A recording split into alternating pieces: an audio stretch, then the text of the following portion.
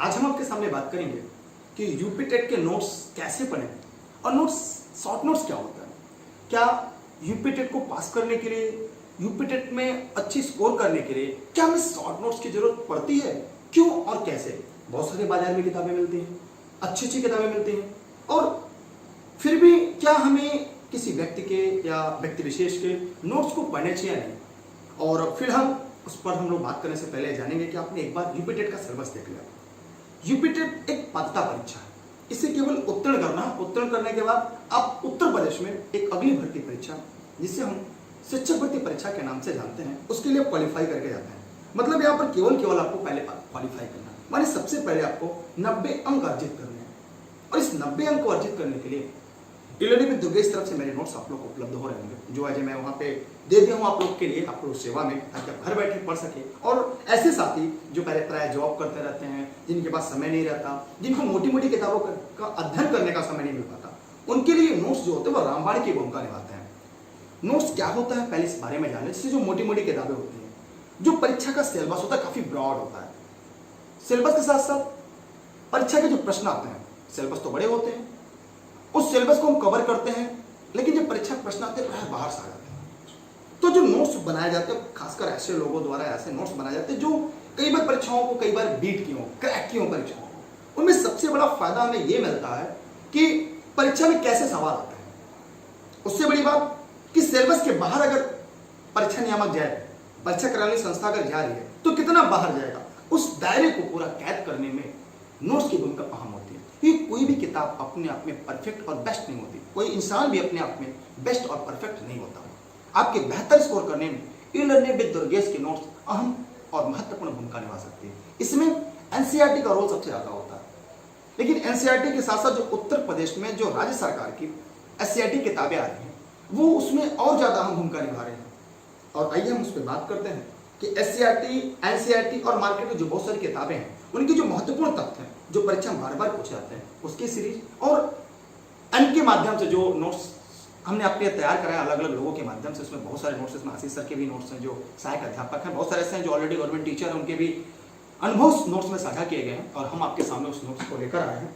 ऐसे नोट्स आपको सभी मिल जाएंगे, चाहे TET, C TET, super TET, Uttarakhand TET की बात करें, सभी नोट्स आपको मिल जाएंगे। और ये नोट्स हैं, इस नोट्स के बारे में सबसे बड़ी बातें चीजें जान लेते हैं। इस नोट्स को तैयार करने में बहुत लंबा समय लगा है, लेकिन आपको चंद पेजों में मिलते हैं।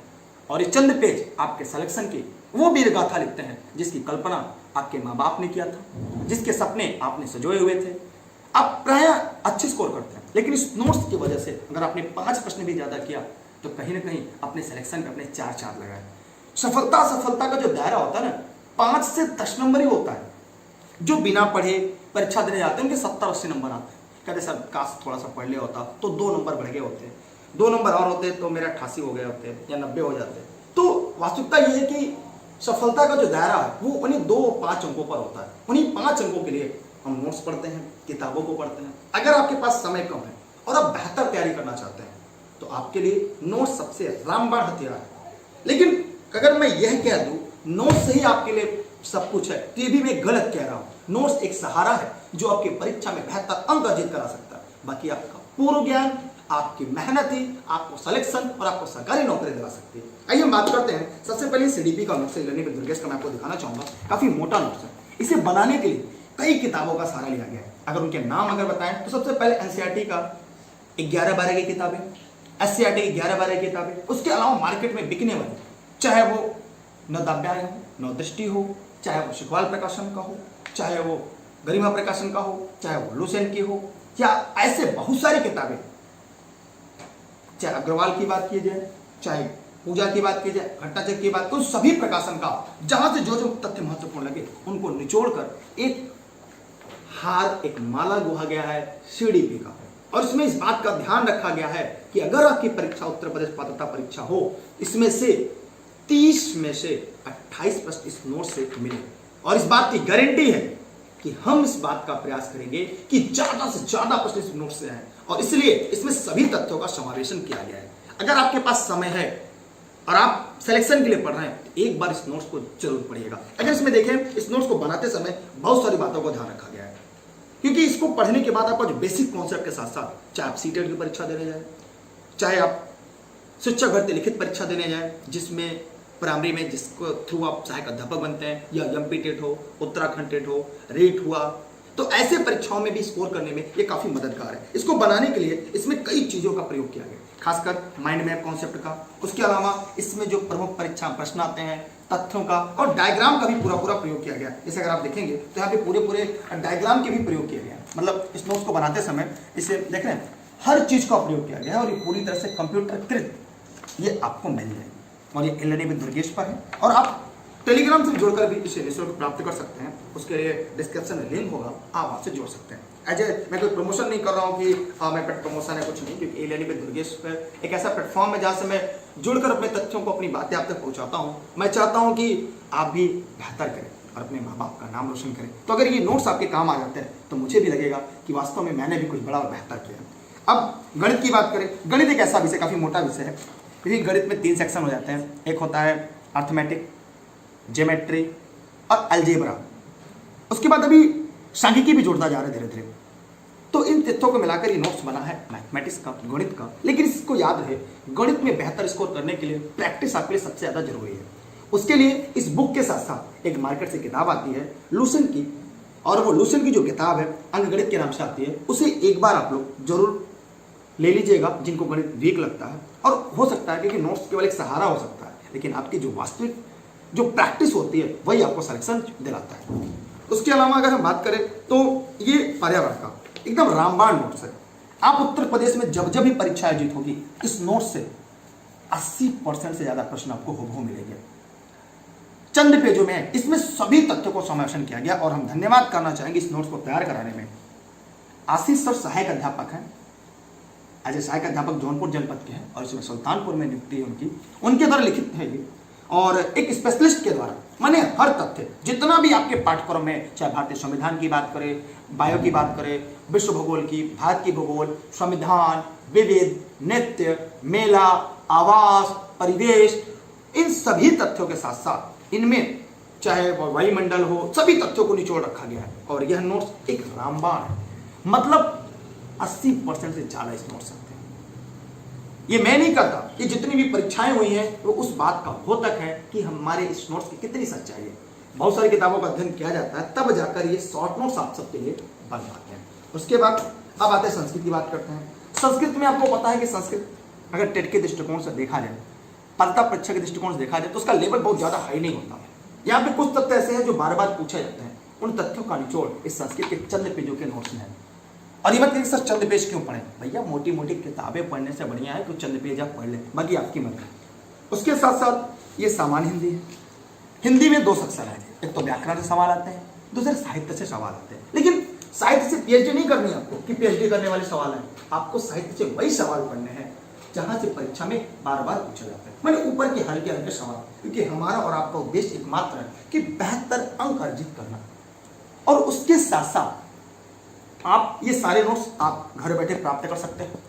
यूपी टेट हो, चाहे शिक्षक भर्ती परीक्षा हो, सीटेट के पेपर हो, या किसी राज्य की जो पात्रता परीक्षा होती है, वे सभी नोट्स आपको मिल जाएंगे। और नोट्स को कैसे पढ़ना है आज भी मैं आपको ये बता देना चाहूंगा कि जैसे नोट्स को क्या होता है। देखिए नोट्स जो हम आप डिस्कस करते हैं वो 3 प्रकार का नोट्स। एक तो होता है नोट्स, जो नोट्स होता है वो सीधे सीधे किताबों का निचोड़। जैसे अगर मैं बात करूँ, ये देखिए ये हमारा नोट्स हो गया, हमारे से हमने ये देखिए इंग्लिश का, ये हमारा नोट्स हो गया। अब इस नोट्स को हम क्या करते हैं, किताबों से, कई किताबों से, 3-4 किताबों के जो निचोड़ होते हैं उसे निचोड़ कर हमने यहाँ पे नोट डाउन कर दिया।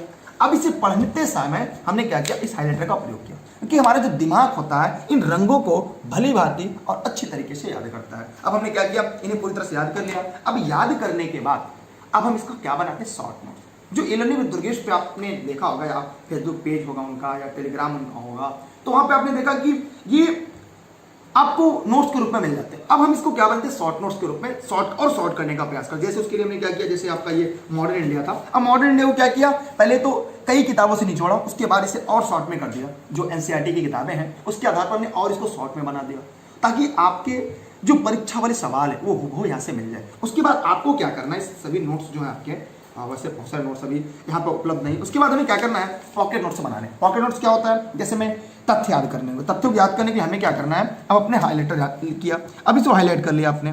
जैसे ये जो हमारी महाजनपद थी उनकी जो राजधानियां हैं, जो मान लीजिए एशियन हिस्ट्री था, मुझे मेरा याद करने का तरीका क्या, इसे हमने क्या किया, अपनी तरह से हमने हाईलाइट कर लिया। अब इसको क्या किया, इसको फोल्ड किया, फोल्ड करने में से मोड़ के अपने जेब में रख लिया। अब जो तथ्य याद करने वाले थे, ऑथेंटिक तथ्य थे, उसे जैसे साइकिल पे हम जा रहे हैं, स्कूल जा रहे हैं, घर आ रहे हैं, जब भी मेरे पास समय मिलता है इसको एक बार से निकाला देख लिया, तो हमारे दिमाग की विशेषता होती है।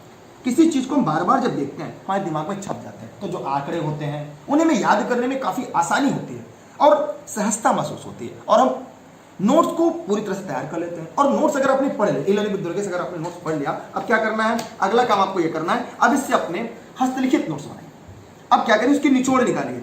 अब ये माइंड मैप कॉन्सेप्ट बनाइए। आपको notes, short notes e-learning with Durgesh से तो मिल गए, अब आप बनाइए mind map concept. Pocket notes हो गया याद करने के लिए, रिवीजन करने के लिए, परीक्षा में रामबाण करेगा, लेकिन उसके साथ साथ आप क्या करें, हिस्ट्री आपको तैयार करना है। अब क्या, इतिहास क्या है, आपने एक शॉर्ट नोट्स, अब इन नोट्स के आधार पर अब एक अपने टॉपिक बनाइए। इतिहास क्या है, इतिहास ऐसा भी हुआ था, ये आपका इतिहास है। अब प्रागैतिहासिक काल क्या है, प्राचीन साक्ष्य मिले हैं, लिखित साक्ष्य नहीं मिले हैं, जैसे पाषाण युग। फिर इसमें देखा जाए जो प्रागैतिहासिक काल के पिता किसे कहते हैं, रॉबर्ट ब्रूसफुट को कहा जाता है। इस प्रकार आप इसका अपने हाथ से लिखा नोट्स बना लेंगे, ये आपका हो जाएगा माइंड मैप कॉन्सेप्ट, माने एक टॉपिक के इर्द गिर्द आपके सारे सवालों के जवाब। जैसे मैं आपको यहाँ पे दिखाऊं, जैसे मैं भी इसका प्रयोग करता हूँ, ऐसा नहीं है कि मैं इसका प्रयोग नहीं करता। जैसे ओजोन, अब इस ओजोन को पढ़ना था, हमने यहाँ पे ओजोन बनाया, इससे जुड़े इर्द गिर्द एक पेज में हमने पूरे ओजोन को समेट दिया। माने अगर ओजोन से प्रश्न आएगा, इससे बाहर नहीं जाएगा।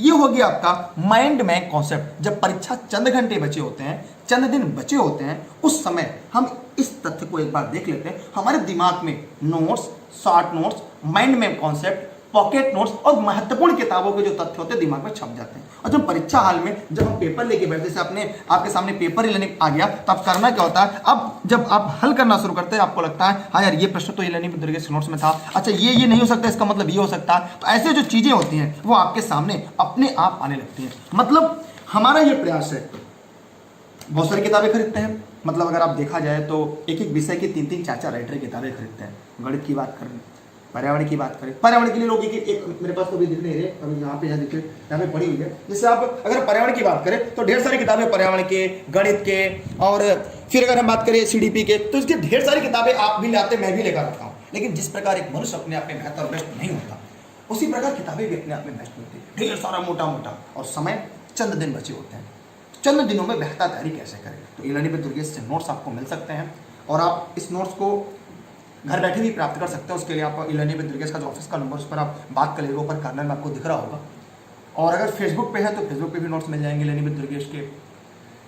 टेलीग्राम पे जुड़िएगा। टेलीग्राम कैसे है, प्ले स्टोर पर जाइएगा, टेलीग्राम ऐप इंस्टॉल कर लीजिएगा, सर्च करिएगा दुर्गेश बिना स्पेस दिए। कैसे सर्च करना है आपको, जैसे आपको सर्च करना है तो आप यहाँ पे जाइए, सर्च करिएगा दुर्गेश सर बिना स्पेस दिए। जैसे आप सर्च करते हैं Durgesh sir, e-learning with Durgesh sir, उसे ज्वाइन कर लीजिएगा। Facebook page, Instagram, Twitter, YouTube, e-learning with Durgesh है। और हाँ, मेरी भी आईडी है, क्योंकि आज गेस्ट के रूप में मैंने यहाँ पे अपनी बातें रखी, तो इंस्टाग्राम पे दुर्गेश जायसवाल सर के नाम से, फेसबुक दुर्गेश अशोक जायसवाल के नाम पे, वहाँ भी जोड़ सकते हैं। और इस नोट्स को आप तक पहुँचाने में जिनकी सबसे बड़ी भूमिका होती है वो है दिवाकर जी हैं, जो करेंट के नोट्स भी टाइप भी करके हम लोग तो पहुँचा देते हैं, खासकर शिक्षक बढ़ते लिखित परीक्षा के। और सौरभ सर, मतलब कहा जाए तो ई-लर्निंग विद दुर्गेश का रीढ़ की हड्डी है। विपिन गुप्ता, जो पूरी तरह संचालित करते हैं ई-लर्निंग विद दुर्गेश की।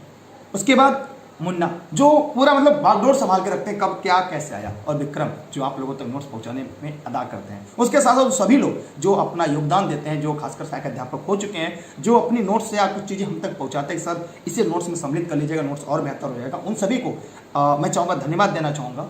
और सौरभ सर भी है इंस्टाग्राम पे, शायद है मिस्टर सौरभ यस के नाम से हैं, वो उनका सबसे ज़्यादा योगदान रहता है स्कैन करना, आप लोगों तक पहुँचाना, वही नोट्स पहुँचाते हैं। और शायद ई-लर्निंग विद दुर्गेश के ऐप पर भी आपको नोट्स मिल जाएगा। तो अगर आप प्ले स्टोर पर ई-लर्निंग, अगर एंड्रॉयड वर्जन यूज करते हैं तो ई-लर्निंग विद दुर्गेश से प्ले स्टोर से ई-लर्निंग विद दुर्गेश ऐप भी इंस्टॉल करिएगा, काफ़ी मदद मिलेगी। और मेरा व्यक्तिगत मानना है कि एक लास्ट टाइम आप अगर अपने सिलेक्शन के लिए पढ़ रहे हैं तो एक बार ई-लर्निंग विद दुर्गेश नोट्स जरूर पढ़िएगा, और अपने सभी साथी मित्रों को ये बात बताइएगा, हो सके तो शेयर करिएगा। बाकी आपकी क्या राय है, आपकी क्या फीडबैक है, क्या और बेहतर करना चाहिए, क्या सुधार करना चाहिए, अपने सुझाव हमें जरूर दीजिएगा। कि कोई व्यक्ति अपने आप में पूर्ण नहीं होता, मैं भी नहीं हूँ, आप हो सकते हैं नहीं, लेकिन आप भी नहीं हैं। तो इस पूर्णता को कम करने में या कमी को पूरा करने में यह भूमिका अपनी महत्वपूर्ण निभा सकती है। और मैंने बताया शुरुआत में कि सिलेक्शन का जो प्रोसेस होता है, जो दायरा होता है, कुछ ही नंबर का होता है। और अपने टेबल पे भी आप लोग मैप मानचित्र रखिएगा, इस तरह जैसे हम रखते हैं, ताकि चीज़ें याद हैं। सॉर्ट आउट करने के साथ साथ जैसे बार बार मानचित्र को देखेंगे तो चीज़ें आप लोग को अच्छी तरीके से याद हो जाती हैं। मुझे भी याद है, मैं उंगली रख देंगे तो मैं बता दूंगा कि इस राज्य में आपकी उंगली है। तो ऐसा नहीं है मेरे पास कोई जादू है, मेहनत है, प्रैक्टिस है। लगातार हम आपके लिए क्लास लेकर आते हैं निःशुल्क, देश हित में, राष्ट्र हित में। और हम चाहते हैं कि मनी सरकार की जो महत्वाकांक्षी योजना है वो आप तक लाभ पहुँचे, और अपने जो परिषदीय स्कूल है उसमें भी आप ज़्यादा से ज़्यादा नामांकन कराएं, क्योंकि पढ़ेगा इंडिया तभी तो बढ़ेगा इंडिया। तो माननीय सरकार का हम धन्यवाद कहना चाहेंगे और आपसे भी एक निवेदन करना चाहेंगे, अपने आसपास घर के अगर 6 से 14 वर्ष तक के बच्चे हैं उन्हें नज़दीक के जो प्राथमिक विद्यालय है वहाँ भेजें, उनका दाखिला सुनिश्चित कराएं और माननीय सरकार की जो महत्वाकांक्षी योजनाएं हैं उनसे लोगों को रूबरू कराएं। और यह भर्ती परीक्षा आपके लिए, यह पात्रता परीक्षा आपके जीवन की वो धारा है जो आपके सफलता की मुख्य धारा से जोड़ सकती है। इसलिए अगर आपको बेहतर लगे तो वीडियो को शेयर करना ना भूलिएगा। अगर अभी तक आपने वीडियो को लाइक नहीं किया तो लाइक का बटन दबाइएगा, क्योंकि आपके पास 2 बटन है, लाइक और अनलाइक। उसी तरह जैसे एक गिलास में आधा पानी भरा है और आधा खाली, इसे 2 तरह से देखते हैं। आधा भरा पॉजिटिव एनर्जी, आधा खाली निगेटिव एनर्जी। तो ये सोच व्यक्ति की बताता है नकारात्मक सोच के हैं या सकारात्मक। कितने असफलताओं के बीच भी आप सफलता के बीच को खोजते हैं, और ऐसे लोग सफलता की सीढ़ी नित्य प्रतिदिन ऊंचाई पर चढ़ते हुए अपने सफलता के शिखर तक पहुंचते हैं। क्योंकि रेस के घोड़े हमेशा रेस में अच्छे लगते हैं, खेत में नहीं। खेत में गधे और बैल अच्छे लगते हैं, और आप रेस के घोड़े हैं। बाकी लाइक करने वाले को भी मेरी शुभकामनाएं और बधाई। भगवान करे आपको ऐसे ही बनाए रखे, आप उसी लायक है। लेकिन जो वीडियो को लाइक और शेयर कर रहे हैं, इसलिए नहीं कि उन्होंने लाइक और शेयर किया, इसलिए उनका साथ और उनका ये पॉजिटिव एनर्जी वास्तव में उन्हें एक दिन जरूर सफल बनाएगी। और आपने देखा होगा थॉमस अल्वा एडिसन को, अगर वो अपनी एक असफलता से अगर नाखुश हो गए होते कि आज हम बल्ब जला पाते, इस तरह से हम पढ़ पाते, रात में मैं भी यहीं पढ़ पाता हूँ, ये भी मेरे तरह से केवी नहीं से मैं लाइव सेशन भी ले पाता हूँ, तो मैं भी ना पढ़ पाता। तो कहीं ना कहीं एडिसन से हमने ये सीखा, थॉमस अल्वा एडिसन सर से मैंने ये सीखा, और आपको भी सीखना चाहिए।